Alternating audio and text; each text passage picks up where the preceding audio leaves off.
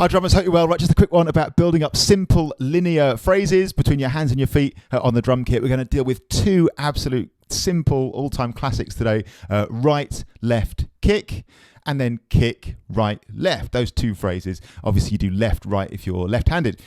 Yesterday I had two great Zoom sessions with new members, people who've joined up as channel members of this channel. And one of the things you get, amongst many exciting perks, is a complimentary Zoom session. So they both asked me the same question actually, which is when we're building up patterns like this. They both said the same thing. When we're building up patterns like this, for example, right, left, kick.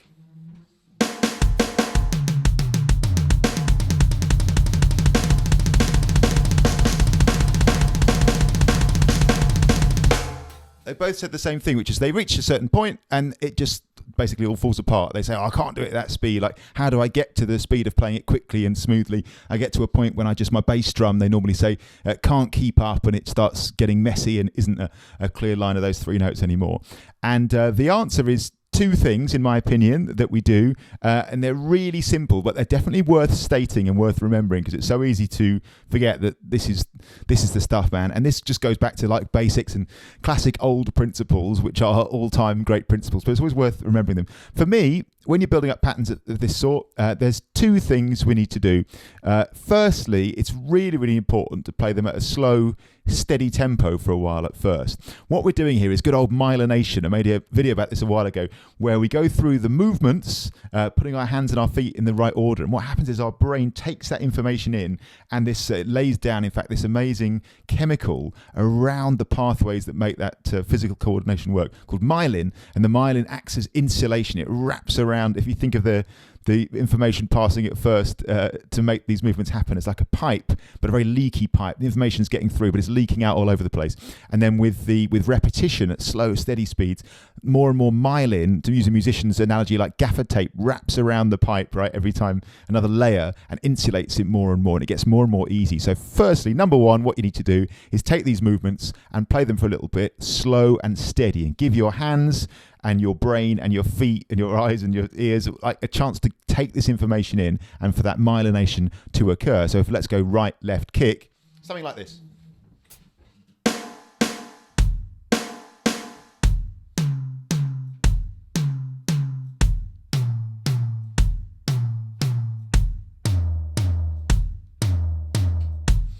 And so on. And that's totally cool, man. When you're first like doing it, that's absolutely fine. Like the number one priority is playing evenly and smoothly and in a relaxed fashion.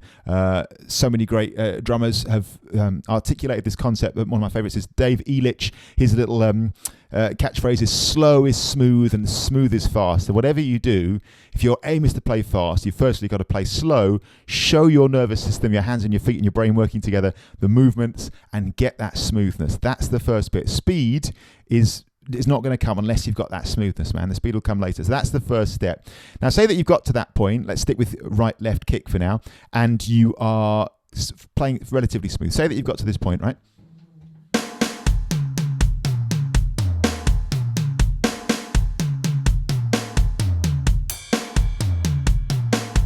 Or whatever, but a relatively, like you can play it with some degree of smoothness at a slowish tempo, right, or even a moderate tempo. The next step is then you start to build it. So this is where the second method comes in. Method one was slow and steady and just get it smooth, get them lined up first of all. The second method is slow to fast to slow, age-old way of practicing anything. One of my favourite books is Stick Control, George Lawrence Stone, and literally this was almost best part of 100 years old, I think. And then in the first few couple of pages in the introduction, it basically says this technique, which is one of the old classics and still rock solid, man. It's still what works. So what you do here is you go slow, you work up to fast, and by fast, what we mean is that thing I'm often referring to on this channel as the improvement zone, the zone where you can just about still do it, but you're on the edge, man. You're being challenged. You're just about holding it together, but it feels a little bit uncomfortable. You're just entering that zone of it's a little bit uncomfortable. That's, for most drummers, a really small area of speed where you need to be. That's the only way this will improve. Do you understand? Like, just living in that zone is the only way. Playing it fast and declaring that it's hard is a waste of time. Do you understand? What you've got to do is search for that zone. This is my opinion. This is my take on it. So say that you can play the thing slow and steady. Right, left, kick. We're then going to build little bit by little bit, just picking up some speed. Now, it's different for every drummer, but whenever you hit that point, say that you got to here and it started to wobble, that's completely fine. You've just, in fact, at that point, you've just gone past your improvement zone. Dial it back a little bit. You want to be in that zone where you can just about hold it together and it's still recognizable as that thing. And I always think if somebody was listening to it and transcribing it, they'd be able to transcribe it accurately. If that's not the case, you're going too fast. So just in that sweet spot where you can just do it, but you just have that little sense of being challenged, right? I often think of it as a tension scale, something else I've made a video about. When we're playing on stage and it's great, everyone's relaxed and grooving and smiling. I always think we're about a 2 or a 3 out of 10 tension, aren't we? If 10 out of 10 was like real tense and 0 was like dropping your stick. So about a 2 or a 3 ideally. When we're doing this sort of practice and challenging ourselves and building speed and working up into that improvement zone, maybe we go to a 5 or a 6, something like that. So when you feel that tension coming up, that's great. It means you're entering that zone, man, of challenge. You're entering the zone where the improvement will come, right? If you go past that, nope, no improvement. But if you stay in that zone where you're still just about doing it, but you're feeling that little bit of tension coming in, it's a very small zone. That's how you will get faster at this. And you live in that zone, you build it. Consistently being in that zone is how you will get faster, okay? So that's the thing, just building it in that fashion. Wherever that zone is, again, it's different for everybody. If you're just starting out, it'll be relatively slow.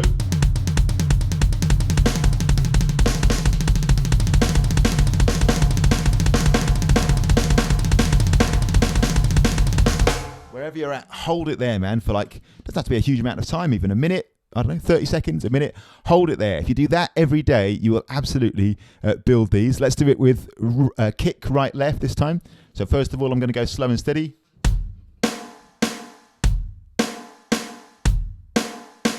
And assuming that we got to this point and we were okay with that, we can start to build.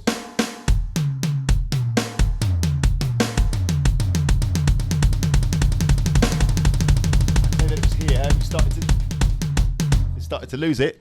Dial it back a bit so that you got to here. You're just about holding on. Hold it there, man. I don't know, again, a minute or so in that zone, 30 seconds in that zone. You're going to build it. What will happen is you'll get more comfortable at that tempo by just staying in that zone.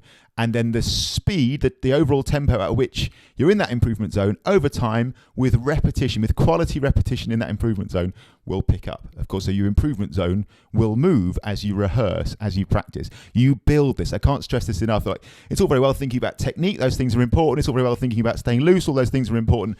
There is no way around going to your kit and sitting down and playing and just living in that improvement zone. That's how you get faster, okay? There's no mystery to it. It's the old stuff, man. You go to your kit and you just find that zone, and it doesn't have to be huge amounts of time, but just 30 seconds or a minute or so in that zone of like, oh, this is just the little sense of being challenged. That's the way to do it, man. Also, just to say, one other really nice way to do it, I like to do, is to play 1 bar of groove and then 1 bar of fill and do the same basic 2 bits of practice. Number 1, slow and steady, and number 2, slow to fast, back down to slow again, as 1 bar groove, 1 bar fill. I'll do that now with kick, right, left, just to demonstrate. So I'll go slow to fast to slow, 2 and 3 and 4 and 3, and here it comes.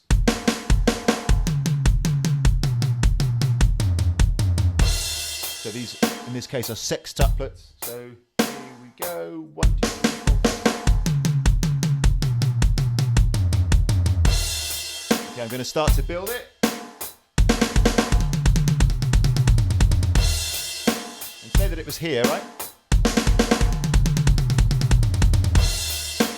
You hold it there. Say that it started to feel challenging. So you were just holding it together. Then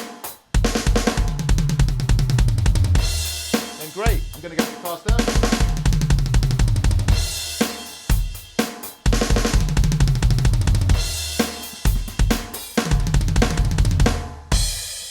So that's the principle, right? Super important principle. Now, I know what a lot of people are going to say. They're going to say, oh, the bit where you were going slow, that's faster than my fast. That's fine. That's fine. Do you understand? So wherever you're at, obviously these videos are designed with a whole range of different drummers in mind at different levels, have been playing for a different amount of time. If your level is this, for like, say, right, left kick,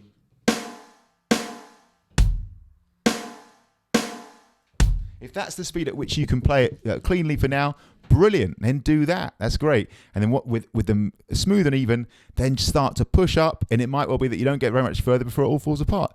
That's completely fine. Keep going, man. Just return to that over and over again. Doesn't have to be a long amount of practice, I think, on these, just a short amount each day, and you will build it. And one final thing to say about this is this coordination you could 100% do when you're away from the kit. So this sort of practice, I do more of it not sitting at the drum kit than I do when I'm at the drum kit. So just things like right, left, kick. People say, oh, I couldn't get on my kit. I'm not getting any time to get to my kit because it's packed away. Like, right, left foot, man. Like, well, you don't need a drum kit. Right, left foot. Right, left foot. You got it? First of all, slow and steady. Classic little coordination exercise, and we'll build it up. Especially good if you've got like I'd like to say I've got wooden floors in my house. I've got like, you know, that click together cheapo floor, but like, it works. You get a nice bass drum sound.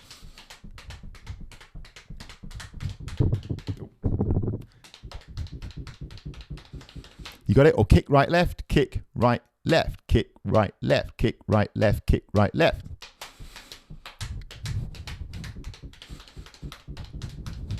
That's it, man. You're never off duty. Drummers are notorious fidgets. If you're going to be fidgeting and playing little beats and annoying your family anyway, you might as well make it something productive. Take those two, man. Brilliant, brilliant, brilliant.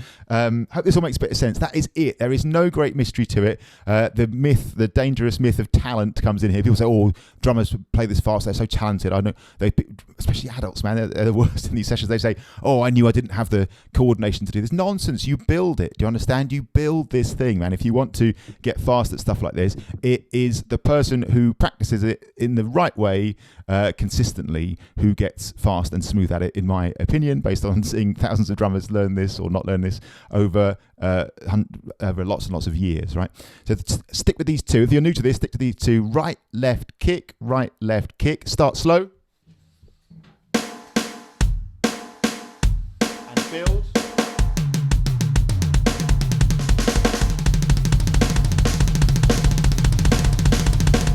And kick right, left. Start slow, make it smooth. If you can't play it slow and smooth, you're not going to play it fast, man.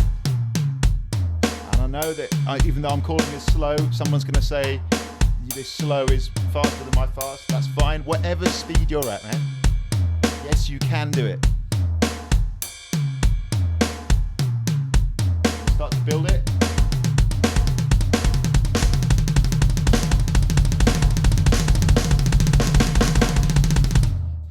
Funnily enough, of the two, I always think that kick right left might be an even better one to start with, because when you're playing it as a drum fill, what you can do is play eighth notes through a bar, 1 and 2 and 3 and 4 and if you're going to play sextuplets, all you've got to do is fill in with right left in between.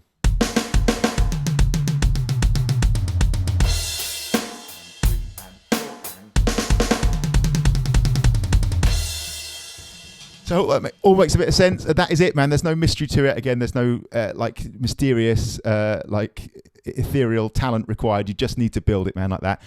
First of all, number one, slow and steady. Get it smooth. It's not going to sound good fast unless you can play it consistently, smoothly at a slow speed. And then the fun bit, you start to build it slow up to fast. I didn't really do it in this video, but then back to slow again. Great way to do it. From the slowest speed up to your improvement zone. Hold it there for 30 seconds a minute. Bring it back down again. Brilliant. You'll build it, man. And consistently doing that over time, I guarantee if you do that in that manner consistently, this will build for you and you'll improve. Thanks so much for watching as always. Any questions, give us a shout and see you soon. Cheers.